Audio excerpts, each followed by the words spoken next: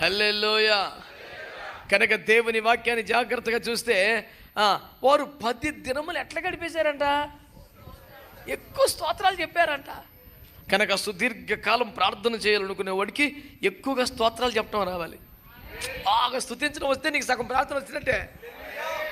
Easy కొట్టుకొచ్చేస్తావు నువ్వు. ఈజీగా నీకు గంట టార్గెట్ పెడితే అరగంట అవలేలు లాగేగలవు స్తోత్రాల మీద. నీకు స్తోత్రాలు వస్తేనే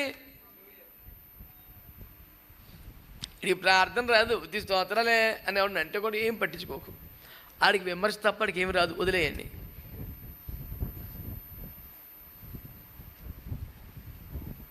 అది కూడా అమెరికా పిల్లవాడు ఒకడు ఉంటాడు, మద్రాసులోను ఆంధ్రప్రదేశ్లో రోడ్ల మీద పడి అన్ని రోడ్ల మీద తినేస్తుంటాడు. తినేసి ఇది ఉప్పు బాగుంది, ఇది కారం బాగుందని చెప్తుంటాడు. జీవితంలో ఇప్పటికి 40 దేశాలు కంప్లీట్ చేశాడంట. కేవలం రోడ్ల మీద పడి తినటమే ఉద్యోగం. చూప అంటాడు. అది బతుకదే. నేను అక్కడికి ఒక కామెంట్ పెట్టాను, 30 సంవత్సరాలు నాన్ స్టాప్ తింటున్నావు కదరా, నీకు బాగా నచ్చిన వంటకం వద్దని ఒకటి నేర్చుకున్నామంటే నో, నథింగ్. తింటమే ఉద్యోగం. రోజుకో దేశం, రోజుకో స్టేటు తెగ తినేస్తాడు. ఎందుకు చెప్పాను ఈ గొడవ? ఆ ప్రార్థన బాగుంది, ఈ ప్రార్థన బాగుందని వంకలెట్టేవాడు తప్ప అడిగి రాదు ప్రార్థన.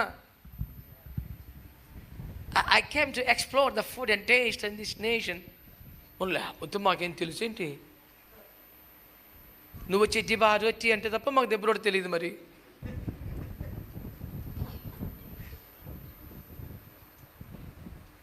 పాస్టర్లో మైక్ ఎట్టుకొని, ఆన్లైన్ ఎట్టుకొని, ఫేస్బుక్ ఎట్టుకొని, యూట్యూబ్ ఎట్టుకొని, మరి మన ఒక దైవజనుడు ఈ ప్రసంగం చెప్పాడు, అది వాక్యానుసారంగా తప్పు. పిల్లరా అలా చెప్పకూడదు. నీ వాక్యం ఏంటి చెప్పురా, నీదేటి చెప్పు. అసలు నీ ఉపదేశం ఏంటి, నీ నడిపింపు ఏంటి, నువ్వు చేయి బోధ ఎవరిదే ఏంటి? ఆడికి ఏమి లేదు, ఒక పరాన్న జీవి, ఆడికంటూ మేత ఏమి లేదు. ఈడెట్ట ఆడట ఇదే కోటం. నేను మీకు చెప్పే బోధ ఏంటంటే అట్లాంటి జోలికి వెళ్ళబాకండి. నాన్ స్టాప్గా ప్రార్థన చేయడం రావట్లేదా? దిగులు పడుకో, స్తోత్రాలు చెప్పు అంతే. ప్రశాంతంగా నచ్చిన పేర్లు యేసుప్రభు నీకు ఎన్ని తెలుసు? ప్రభు యేసు అని చెప్పు, యేసు ప్రభు అని చెప్పు, తప్పేముంది? స్తోత్రం చెప్పండి గట్టిగా, హల్లెలూయా. లేకపోతే అదొక ప్రశ్న అండి, ఇంటి మీద యేసు ప్రభు అని రాయాలా, ప్రభు యేసు అని రాయాలని అడిగితే ఏం చెప్తామని జవాబు గోమే చెప్పాడు. నాకు చాలా సంవత్సరాల క్రితం నా పొరపాడైపోయింది. ఇదొక ప్రశ్న, ఇదొక డౌటా?